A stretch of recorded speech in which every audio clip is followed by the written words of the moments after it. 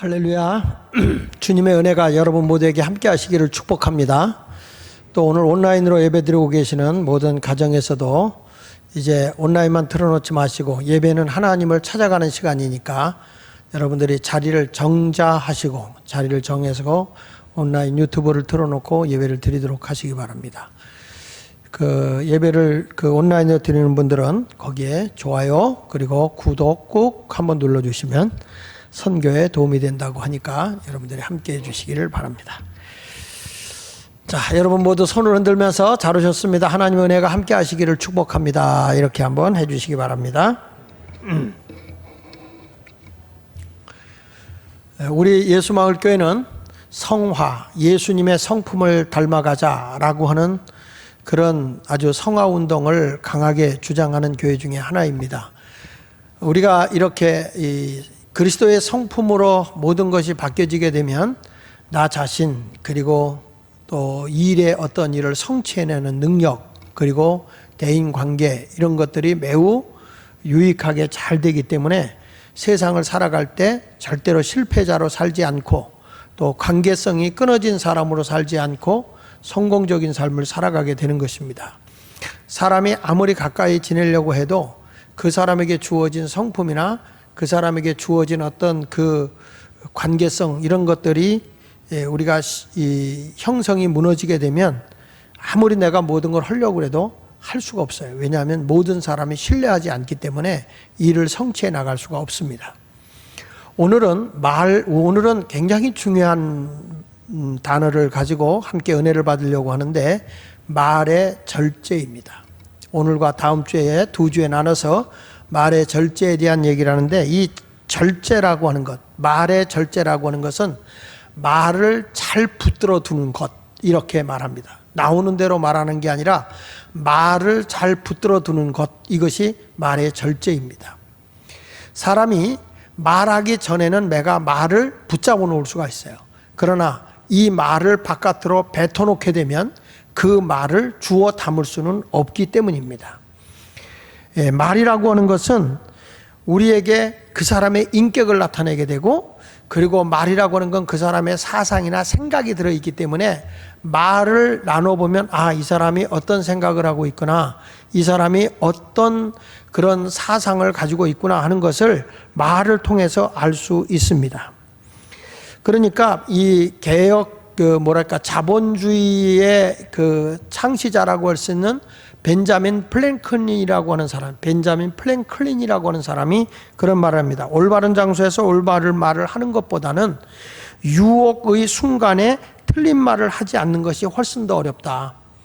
사람이 유혹받는 자리에서 막 내 감정이 막 이렇게 들떠 있는 자리에서 유혹을 할 때도 내가 딱 절제 있게 말한다는 것은 그렇게 쉬운 일은 아니다. 이렇게 말을 했어요. 에머슨이라고 하는 사람도 그런 말을 합니다. 제 아무리 크고 확실한 성공을 거둔 사람이라도 두세 마디의 말로서 그를 완전히 파괴시켜 버릴 수도 있다. 반면 올바른 말이 회복시키지 못할 불행은 없다. 내가 말을 바로 하면 불행을 다 회복할 수 있다. 이렇게 말하고 있죠. 저는 여러분에게 이런 질문을 한번 해보고 싶어요. 내가 작년보다 금년에 말이 달라진 것이 있는가? 우리가 절제되지 않는 말로 인해서 우리는 몇 번이나 다투었는가? 이걸 한번 생각해 볼 필요가 있지 않을까요? 부부간에도 왜 다툼이 생기냐면 말 때문에 다툼이 생기는 거죠. 말로 인해서 마음의 상처를 받고 또 기분이 상하고 그래서 다툼이 이루어지는데 우리는 어떤 감정이 격양되어 있을 때에 그 말이 사람에게 상처를 주기도 하고 그 사람의 감정을 격동시켜서 싸움이 되는 거잖아요. 근데 우리는 흔히 얘기할 때 원래 그래, 내 성격은 그래 이렇게 하면서 말을 그대로 하는 분들이 종종 있다는 것이죠. 여러분은 어떻습니까? 이거는 저도 그렇습니다. 며칠 전에도 제가 제 아내한테 이제 뭐라 그런 쓸데없는 얘기를 하냐고 그렇게 얘기를 하는데 그냥 좋게 얘기할 수도 있는데 감정이 말이 화가 나서 하는 말이기 때문에 제 아내도 화가 난 거죠. 화가 나니까 두 사람의 서로 말이 어떻게 돼요? 내가 한 말 때문에 부메랑이 되어가지고 내게 오는 거예요. 그러다 보니까 마음이 상하는 거예요, 서로가. 그래서 말이라고 하는 것은 참 잘해야 되겠다 하는 생각을 하게 됩니다. 그래서 오늘은 말의 절제에 대한 말씀을 증거하는데, 오늘 특별히 본문에 보면 입다라고 하는 사사가 나와요. 그런데 이 사사라고 하는 사람은 과거부터, 어려서부터 마음의 상처가 굉장히 많은 사람입니다. 이 사람은 길르앗이라는 사람하고 자기 엄마 사이에서 출생을 했지만 사실 자기 엄마가 정상적인 아내가 아니고 기생이었어요. 지금으로 말하면 매춘부였습니다. 그러니까 이 길르앗 동네에 그 길르앗이라는 사람이 얼마나 유명한 사람인지 그 사람의 이름을 따서 고울이 길르앗 고울이라고요. 근데 이 길르앗이라는 사람이 이 매춘부하고 해서 자식을 낳은 것이 입다인데, 그리고 이제 길르앗이라는 사람이 정상적으로 가정을 가지고 자식을 낳았어요. 그러니까 낳았을 때에 그 자녀들이 큰 다음에 너는 배다른 엄마에서 태어났고 우리 진짜의 가족이 아니야. 그래서 큰 다음에 너는 우리 아버지의 기업, 상속을 받을 수가 없는 사람이야. 그리고 쫓아내죠. 쫓아내버리기 때문에 이 입다라고 하는 사람이 도비라는 땅에 가서 혼자 외롭게 살아요. 근데 어려서부터 이 입다라고 하는 사람은 굉장한 그 용맹이 있는 사람이에요. 용기가 있어요. 그래서 그랬는지 입다가 돕당으로 가서 살고 있을 때 많은 그런 그 어려움을 당하고, 쉽게 말하면 세상에서 따돌림 당하고 없이 사는, 일명 잡류라고 그래. 잡류, 사람 구실 못하고 있는 그런 사람들이 다 누구에게 몰려가냐면 입다에게 몰려갑니다. 어찌 보면 입다는 임꺽정 같은 사람이에요. 그러니까 가진 자들의 횡포에 의해서 어려움 당하는 사람들이 모여서 저들의 것을 다 빼앗아서 나눠주잖아요. 이와 같은 그런 역할을 하고 있는, 임꺽정 같은 역할을 하고 있는 사람이 입다였습니다. 그런데 이 입다를 한번 잠깐 보십시다. 출생을 사사기 11장 1절에 보면 길르앗 사람 입다는 큰 용사라고 그랬죠. 그런데 기생이 길르앗에서 낳은 아들이었어요. 그러니까 이 사람은 어려서부터 떳떳하지 못해. 자기 엄마를 자랑할 수 없어요. 사람들이 다 손가락질해요. 그러니까 자기는 마음으로 많은 상처를 입었겠죠. 그 다음에 2절을 보시면 길르앗의 아내도 그의 아들을 낳았다. 그러니까 본처죠. 본처에게서 아들을 낳았는데 그의 아내의 아들들이 자라매 입다를 쫓아내며 그에게 이르되 너는 다른 여인의 자식이니 우리 아버지의 집에서 기업을 잊지 못하리라 한지라. 이에 입다가 그의 형제들을 피하여 돕당에 거주하며 잡류가 그에게로 모여와서 그와 함께 출입하였다. 이렇게 말하고 있습니다. 이것을 보면 입다라고 하는 사람은 상처가 많은 사람이에요. 그리고 자기는 이제는 저 돕당이라는 변두리에서 세상적으로 그 어려움 당한 사람들을 모아서 그냥 왕초 노릇하고 있었겠죠. 근데 입다가 마음만 먹으면 이들을 데리고 가서 자기를 쫓아낸 형제들을 해할 수도 있었을 거예요. 그만큼 용맹이 있는 사람이죠. 한마디로 주목 패거리들의 왕초였으니까. 그런 사람에도 불구하고 이 사람은 하나님을 두려워하는 사람이고 절대로 그런 해를 입히지를 않아요. 중요한 것은 성경에 보면 입다라고 하는 사람은 믿음의 영으로 등장을 해요. 히브리서 11장에 보면 믿음의 사람들이 쭉 열거가 되거든요. 근데 그 가운데에서 입다라는 사람이 등장하죠. 여기 32절에 보면, 히브리서 11장 32절에 보면 내가 무슨 말을 더하리요? 기드온, 바락, 삼손, 입다, 다윗 및 사무엘 선지자들의 일을 말하려면 내게 시간이 부족하리라. 이만큼 입다는 하나님을 사랑하는 사람이었고, 그리고 자기 백성들을 긍휼히 여길 줄 아는, 사랑할 줄 알고 섬길 줄 아는, 희생할 줄 아는 사람이 입다였습니다. 그런 입다였지만 입다는 자기 말을 절제하지 못함으로 인해서 그것이 큰 자기에게 부메랑으로 돌아오게 되고 아픔과 슬픔을 겪게 됩니다. 그래서 말의 절제가 얼마나 소중한가 하는 것을 좀 우리가 깨닫기 위해서 오늘은 입다라는 사람의 그 말에 대한 것을 생각해 보면서 우리도 절제된 말을 해야 되겠다, 이 말씀으로 은혜를 받도록 하겠습니다. 첫째로, 말을 할 때는 타인을 배려하는 생각으로 말을 해야 됩니다. 내가 다른 사람에게 해를 입힐 말이 된다 그러면은 그 말을 절제해야 돼. 그걸 내뱉지 말고 딱 붙들어야 된다고요.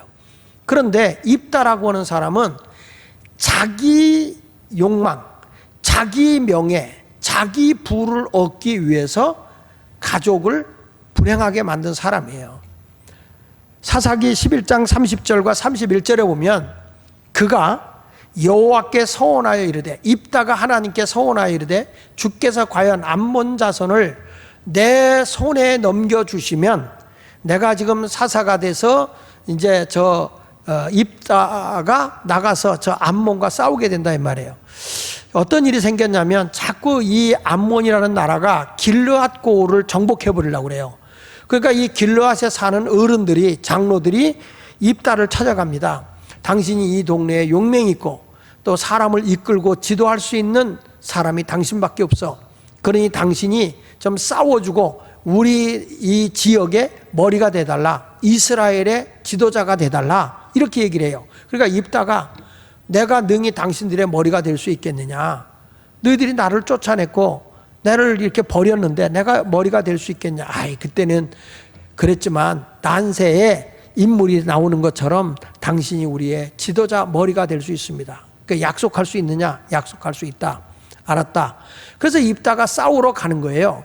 싸우러 갈 때 입다가 자기는 지금까지 그 불행한 자리에서 자랐을 뿐만 아니라 자기 가족, 이 배다른 형제들에게도 버림을 받았던 사람이기 때문에 만일 내가 이 전쟁에 나가서 진다면 모든 사람이 그랬을 거예요. 그 엄마가 그런 매춘부였는데 뭐 그 아들이 사랑구실 하겠어? 그 집에서 버린 자식이 뭐 나가서 싸워 이길 수 있어? 괜히 건드럭만 대고 있는 것 뿐이지. 다 욕을 했을 거라 이 말이에요. 그러니까 입다도 자기가 상처도 있고 자기가 이번 기회에 놓치면은 자기는 다시는 기회가 없다고 생각했을 거예요. 그러니까 입다가 하나님 앞에 하는 말이, 서원을 한 거죠. 하나님, 이번에 내가 전쟁에 가서 이기게만 해주시면 승리하고 돌아올 때에 우리 집 문 앞에서 나를 가장 기쁘게 환영해 주는 그 사람을 하나님 앞에 번제물로 드리겠습니다. 이렇게 약속하는 거예요. 지금 보십시오. 다시 31절에 내가 암몬 자손에게 평안히 돌아올 때에, 전쟁하고 승리하고 돌아올 때 누구든지 내 집 문에서 나와서 나를 영접하는 그는 여호와께 돌릴 것이니 내가 그를 번제물로 드리겠습니다. 그 사람을 제물로 드리는 제사를 드리겠다 그 말이야. 사람을 태워서, 죽여서 태워가지고 하나님께 예배를 드리겠습니다. 이렇게 얘기하는 거죠. 이것은 입다가 자기가 자기 영광을 위해서, 자기 명예를 얻기 위해서 하나님 앞에 서원한 거죠. 타인을 배려하는 게 아니에요.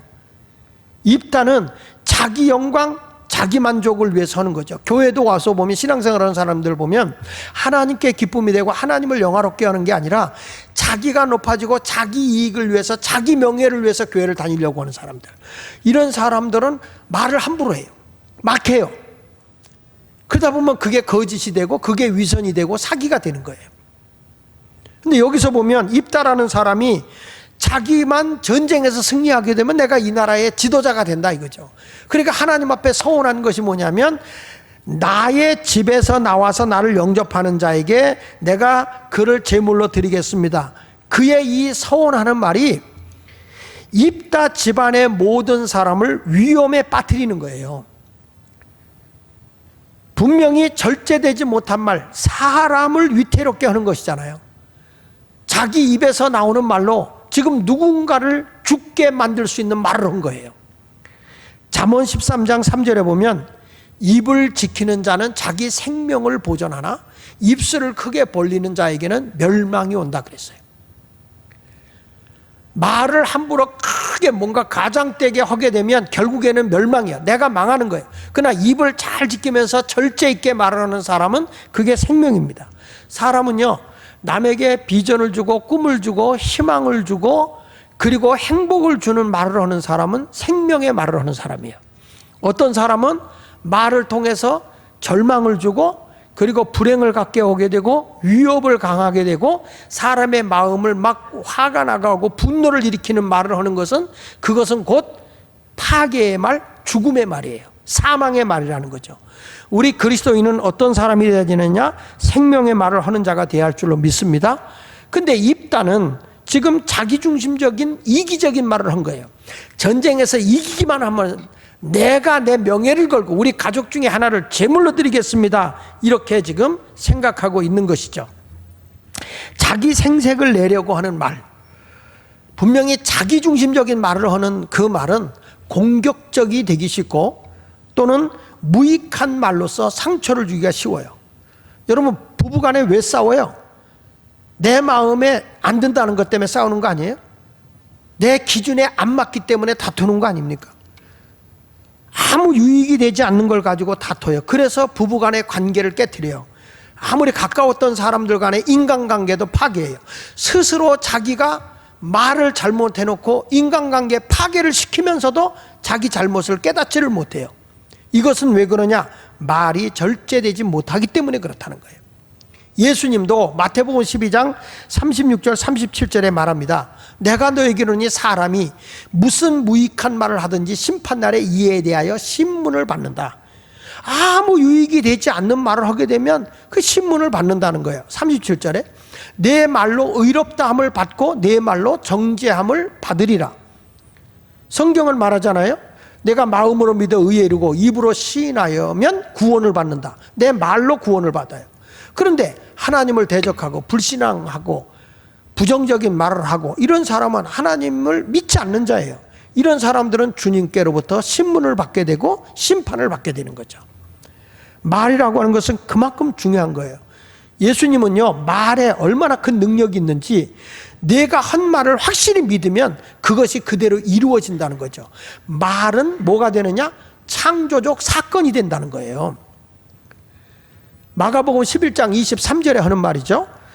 내가 진실로 너에게 이르노니 누구든지 이 산도로 들려 바다에 던져지라 하며 그 말하는 것이 이루어질 줄 믿고 마음에 의심하지 않으면 그대로 된다. 여기 보십시오. 내가 말하는 그것이 이루어질 줄 믿고 마음에 의심하지 않으면 그대로 된다. 이렇게 성경은 말에 대해서 분명히 얘기하고 있어요. 그러니까 말을 잘해야 되는데 이 말을 할 때 어떤 말을 해야 되느냐? 타인을 배려하는 말을 해야 된다는 거예요.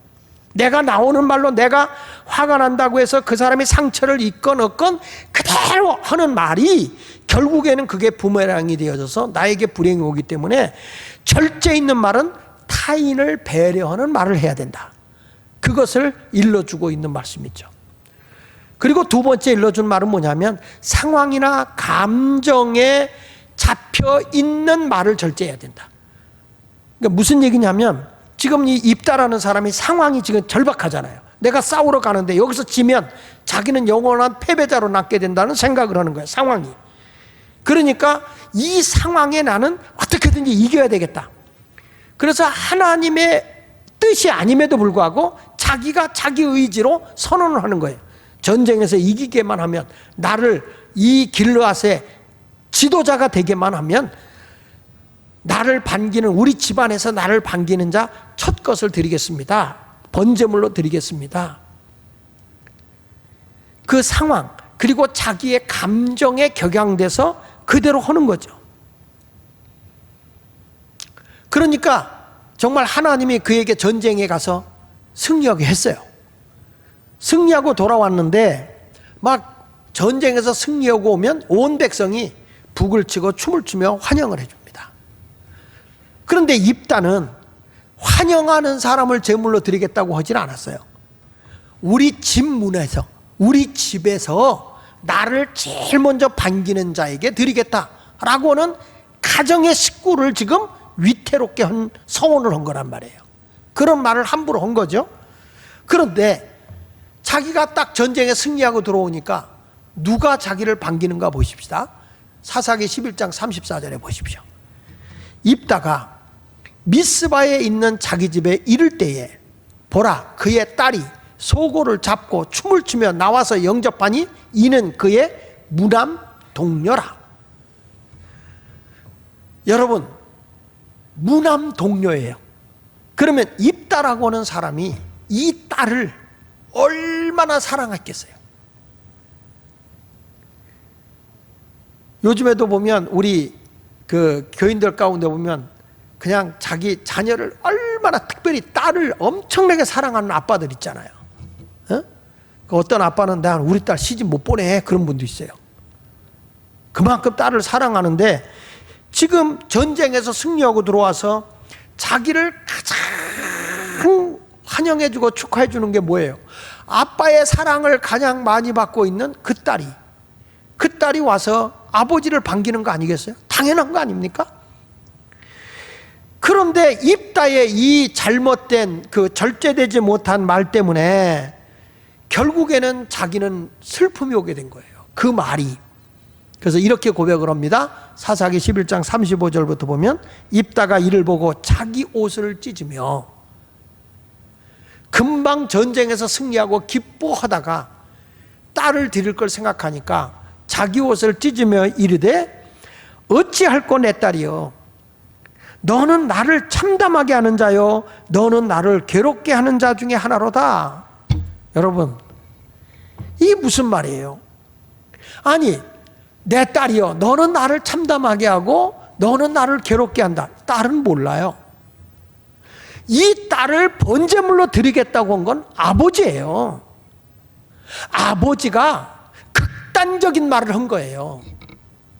배려하는 말이 아니라 자기 성취를 위해서 자기가 뭔가 되고자 하기 위해서 가족을 희생시키겠다고 하나님께 서운한 거란 말이죠. 그런데 누구 때문에 지금 괴롭다는 겁니까? 이 아버지가 누구 때문에 괴롭다고 합니까? 딸 때문에 괴롭다고 그래요. 이게 남의 얘기냐는 거죠. 이게 우리 자신들의 얘기라고요.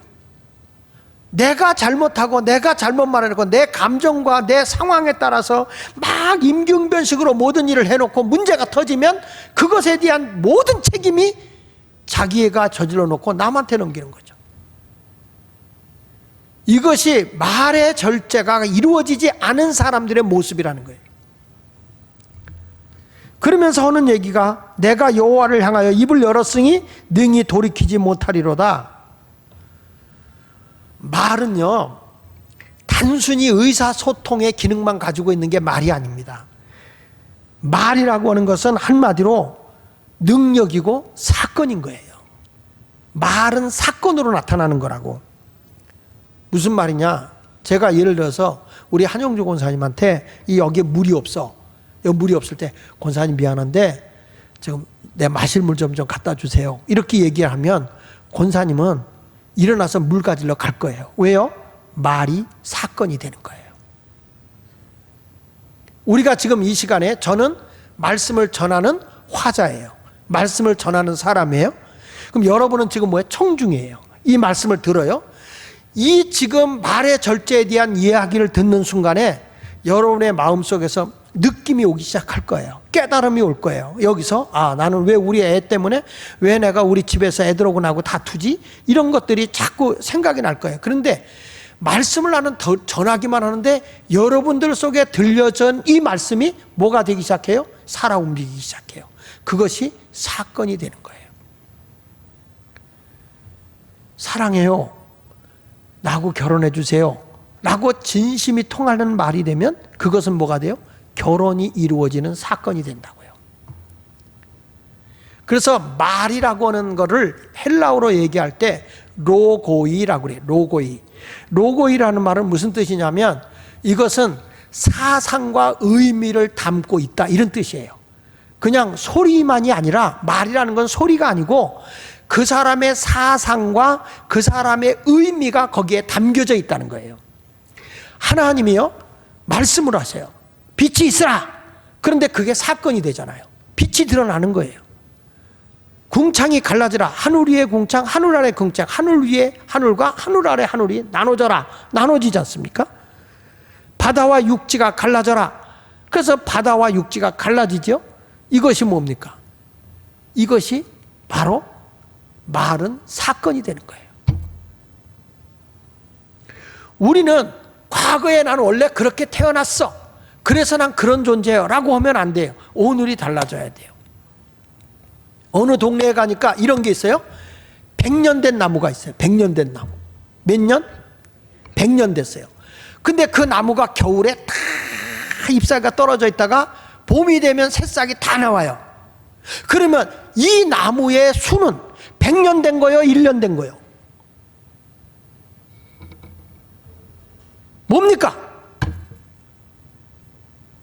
말귀를 못 알아듣네? 100년일 수도 있고 1년일 수도 있는 거예요. 이게 떨어질 수 없는 관계다 그 말이야. 말이라고 하는 것과 사상과 의미는 이것은 떨어질 수 없는 관계라는 거예요. 그래서 말 자체가 사건이 되는 거예요. 선한 말을 하면 선한 사람이 된다니까. 집에서 자꾸 거친 말을 하고 부모가 자식한테 억압하고 윽박질러 버리면 얘가 감정이 격앙됐다가 나중에는 이길 수가 없으면 우울증으로 빠지는 거고, 얘가 어떤 분노와 증오가 생기면 이 다음에 컸을 때 아버지와 엄마에게 대드는 거거든요. 반발하게 되고 저항하게 되고 세상에 나가서 애들을 때리고 또는 살인하게 되고 이런 일들이 일어나는 것이 분노가 쌓였던 것이 폭발하는 거라는 거죠. 그러니까 우리는 이 말의 절제라고 하는 이 자체가 얼마나 중요하냐면 타인을 배려하는 말이 돼야 되고, 내 상황과 감정이 그렇다고 해서 그대로 내뱉는 것이 아니라 그 말을 절제해서 다른 사람에게 유익이 되도록 하는 말을 하도록 해야 된다는 거예요. 내 상황이 그래서 말을 그렇게 했어 하면 안 된다는 거예요. 마태복음 12장 34절에 뭐라고 나옵니까? 독사의 자식들아, 너희는 악하니 어떻게 선한 일을 할 수 있느냐? 이는 마음에 가득한 것을 입으로 말한다는 거예요. 내 마음에 가득한 게 입으로 나온다. 35절 보세요. 선한 사람은 그 쌓은 선에서 선한 것을 나고, 악한 사람은 그 쌓은 악에서 악이 나오는 거예요. 그러니까 사람이 이 속에 있는 내 사상과 의미가 뭘 통해서 나오느냐? 입으로 나온다는 거예요. 성도 여러분, 말은 힘이고 능력이에요. 이 말이요, 검보다도 더 예리한 거예요. 더 무서운 거예요. 오늘 우리는 말을 잘 절제 있게 함으로써 사람에게 해를 입히지 않는 삶을 살아야 할 줄로 믿습니다. 입다와 그의 딸은 어찌 보면 대단한 신앙을 가진 사람같이 보여져요. 그렇잖아요? 내가 자식을 하나님께 드리겠다. 사사기 11장 35절 보십시오. 후반전에 내가 여호와를 향하여 입을 열었으니 능히 돌이키지 못한다. 내가 하나님께 서원했기 때문에 돌이킬 수 없다. 이렇게 말해요. 그러면서 딸이 또 그에게 이르되 나의 아버지여, 아버지께서 여호와를 향하여 입을 여셨으니 아버지의 입에서 낸 말씀대로 내게 행하소서. 대단한 믿음 같지 않아요? 내가 하나님하고 약속한 거라 이거는 지켜야 되겠다. 그러니까 딸도 하는 말이 아빠, 아버지가 하나님께 서원한 거니까 그대로 하세요. 내가 제물로 드릴게요. 이는 여호와께서 아버지를 위하여 아버지의 대적 암몬 자손에게 원수를 갚으셨음이니이다. 아버지가 이젠 최고의 지도자가 되기 위해서라도 말을 지켜야죠. 이렇게 얘기를 한 거야. 우리가 볼 때, 입다도 신앙이 대단하지만 그의 딸도 신앙이 대단하다, 이렇게 받아들일 수 있을 거예요. 그런데 저는 성경을 읽으면서 깨닫는 것이, 하나님은 사람을 죽여서 번제물로 드리는 제사를 원한 적이 없어요. 하나님은 사람을 죽이는 제사를 원치 않아요. 하나님이 이삭을 제물로 요구했었지만 그가 하나님에게 갔을 때 우리 주님은 순양을 예비해 놓고 그를 통해서 제사를 드리게 했지, 성경 어디를 보더라도 하나님이 육축으로 제사를 드리기는 했어도 사람을 잡아 죽여서 제사를 드리게 한 적은 없어요. 로마서 12장 1절에도 보니까 구원받은 자에게 한 말이 너희 몸을 하나님이 기뻐하시는 거룩한 산 제물로 드려라 그랬죠. 살아서 하나님께 헌신하라 그랬지 죽어져서 제물로 드리라 한 적이 없다고요. 그러면 이들이 지금 하는 행위가 뭐냐면, 이 당시의 풍속이, 타전교회는, 다른 종교에는 이 자기의 소원이나 어떤 재앙을 막으려고 할 때는, 또 흉년이 들어서 비가 오지 않을 때는, 또 전염병이 있어서 그 마을이, 그 고을이 불행이 올 때는 자기 어린아이 하나를 제물로 잡아서 드리는 제사가 있어요. 이게 몰록신이라는 그 우상이 있었어요. 몰록신. 그 몰록신이라고 하는 걸 가지고 사람을 잡아서 드리는 그런 제사가 있었어요. 그러나 하나님을 섬기는 우리 기독교는 사람을 죽이는 종교가 아니에요. 그럼에도 불구하고 이러한 제사를 드린 것이 이것이 바로 불신앙의 요소였다고 하는 것을 우리에게 보여주고 있습니다. 저는 여러분에게 말씀합니다. 우리가 말하기 좋아하죠. 특별히 남의 말하기를 좋아합니다. 내게 해가 입지 않으니까. 마치 입다가 자기가 죽겠다고 하는 게 아니라 자기는 영광을 받고 저 우리 집에서 나를 반기러 나오는 사람의 그 가장 먼저 나오는 사람을 드리겠다. 남을 먼저 드리겠다고 얘기하잖아요. 우리도 이야기할 때 보면 어떤 문제를 탓할 때 꼭 남이 하길 바라지 내가 하려고 하는 게 약하단 말이죠. 성경에 잠언 18장 8절에 이렇게 말합니다. 남의 말하기를 좋아하는 자의 말은 별식과 같다. 어떻습니까? 여러분, 남의 얘기 듣는 거 신나죠? 별미 같죠? 그래서 이 남의 말 듣는 것이 뱃속 깊은 데까지 내려간다는 거예요. 내 얘기할 때는 싫죠. 내 얘기 듣는 건 싫어. 나의 약점을 누가 얘기하면 싫어. 근데 남을 흉보고 남의 얘기하게 되면 푹 빠져요. 그래서 여기서 남의 말하기를 좋아한다는 이 남의 말하기 좋아한다는 말이 뭐냐면 중상모략하는 거예요. 뒤에서 남의 얘기를 뒷담화치는 거죠. 이런 얘기할 때는 그게 너무 맛있어. 별식과 같아. 그래서 아주 그냥 깊숙이 내가 내려간다는 거죠. 지금 세상이 그렇습니다. 요즘에 누구 어떤 사건 딱 이러면 거기에 제일 무서운 게 악플이야, 악플. 카톡에서 악플이 쫙 달려요. 그 사람이 무슨 사건인지도 모르면서 어떤 것이 있다라고 누구에 대해서 얘기를 하면 막 댓글을 다는데 막 악플을 달아버려. 그것이 그 사람에게는 상처가 되고 그것이 뭐가 되냐면 나중에는 자기를 억압해버려서 자살도 하게 되고, 그리고 그 사람을 그렇게 막 매도하다 보니까 사람들이 그 사람에 대한 선입견을 가지고서 사람을 대하다 보니까 사람 구실을 못하는 거죠. 지금 세상은 개인 인격이라는 주제로 인해서 개인의 인격을 존중한다고 해서 개인을 높이다 보니까 뭐가 지금 파괴되냐면 공동체가 무너져 버려요. 과거만 해도 공동체 유익을 위해서 개인이 희생했거든요. 지금은 개인을 위해서 공동체를 파괴시켜버려요. 세상이 지금 국가도 마찬가지예요. 이 국가가 개인주의로 가버리면 국가가 무너지거든요. 이게 지금 정치하는 사람도 자기 개인 위주로 가버리게 되면 국가가 연합으로 하나가 될 수가 없는 거란 말이에요. 교회도 똑같은 것이고. 그러니까 교회라고 하는 것도 이제는 다시금 두세 사람의 주의 이름으로 모인 공동체가 형성돼야 되는 시대가 되었단 말이죠.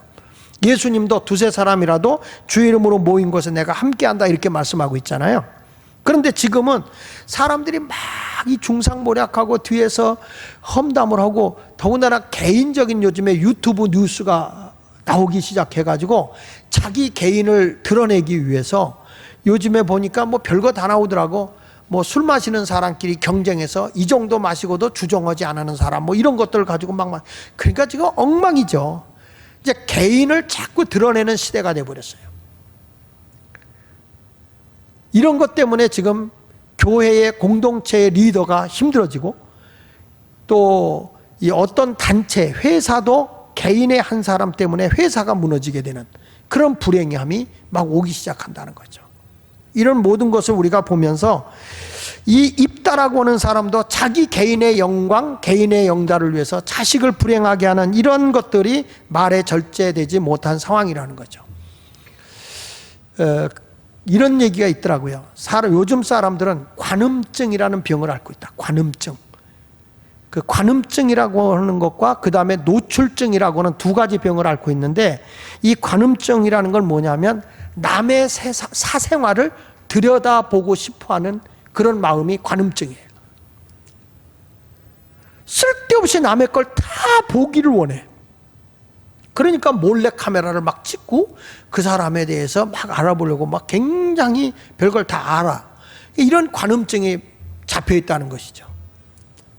여러분 어때요? 이렇게 구멍 뚫어놓고 들여다보지 마세요. 그럼 꼭 들여다보지.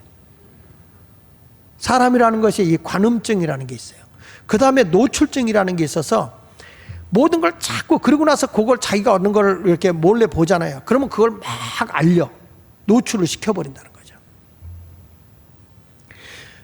우리 교인들도 어디 가잖아. 가면은 여러분 어때요? 뭘 먹죠? 먹으면 여러분들이 다 카톡으로 찍어서 그거 인스타그램이나 페이스북에다 막 올리죠.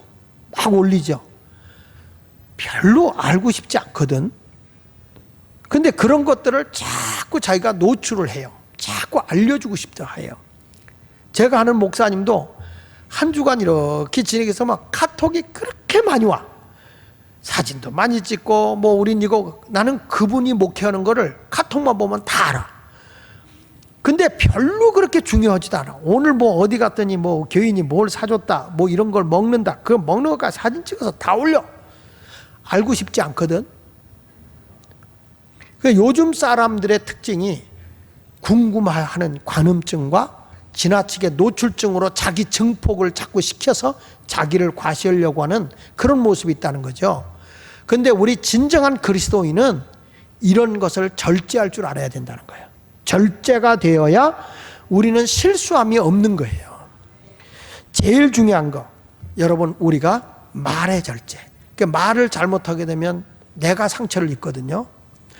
이 입다가 결국에는 딸을 번제물로 드리죠. 번제물로 드려요. 그러면 아버지의 마음은 편안했을까요? 무척 무남동녀 외동딸인데 그 딸을 죽여놓고 이 아버지는 너무 괴로웠던 것 같아. 사사가 된 지 6개월 만에 죽지요. 사사기 12장 7절에 보니까 입다가 이스라엘의 사사가 된 지 6년이라. 길르앗 사람 입다가 죽었다. 우리도 그런 뉴스를 많이 보잖아요. 사랑하는 자기 자식이 죽잖아. 죽었을 때 부모가 막 눈물로 세월서 우울증에 빠져 있다가 어느 날 자기도 같이 죽어. 그리고 우울증으로 병이 들어서 일찍 죽어. 근데 입다도 너무 사랑하는 딸이었기 때문에 딸을 자기가 죽여놨으니 얼마나 괴로웠겠어요. 그는 그런 그 아픔과 우울증이 자기의 생명을 단명하지 않았을까. 성경에는 왜 죽었다는 말이 나오지 않지만 제가 보기에는 그렇게 나오는 거죠. 오늘 우리는 말하기 전에 끊임없이 생각하고 말하려는 것을 일단 적어보고 잡담을 피하고 절제된 말을 하는 그런 성도가 된다면 관계성도 좋아질 것이고 실패함이 적기 때문에 이런 분은 신뢰감도 얻게 될 것이고 그 신뢰감을 얻으면 반드시 그 사람의 일은 성취해낼 수 있는 능력이 주어지는 것입니다. 두 가지를 꼭 기억하십시오. 첫째, 타인을 배려하는 말을 위해서 절제된 말을 하십시오. 남을 배려하지 않는 말은 해서는 안 됩니다. 두 번째 가서는 내 어떤 감정이나 상황이나 감정에 잡혀서 그냥 그 당시에 그냥 턱 하고 내뱉는 말은 굉장히 위험한 것이다. 우리가 절제된 말을 통해서 우리의 인생이 달라질 수 있는 그런 아름다운 신앙의 삶을 살아가는 저와 여러분 모두가 되시기를 예수 이름으로 축원합니다. 저는 분명히 다짐을 한 게 있어요. 아무리 화가 나도 내가 아내에게 소리 안 지르리라. 내가 아이에게 소리치지 아니하리라. 한번 절제된 언어를 사용하리라. 쉽지 않겠지만 노력해가면서 써가면서 최선을 다할 것인데 여러분도 그렇게 한번 살아봤으면 좋겠네요. 아멘 안 하는 거 보니까 그러면 싸우십시오. 우리가 말의 절제를 통해서 아름다운 성취의 삶을 살아가는 성공적인 삶을 살아가는 그리스도인이 되시기를 예수 이름으로 축원합니다.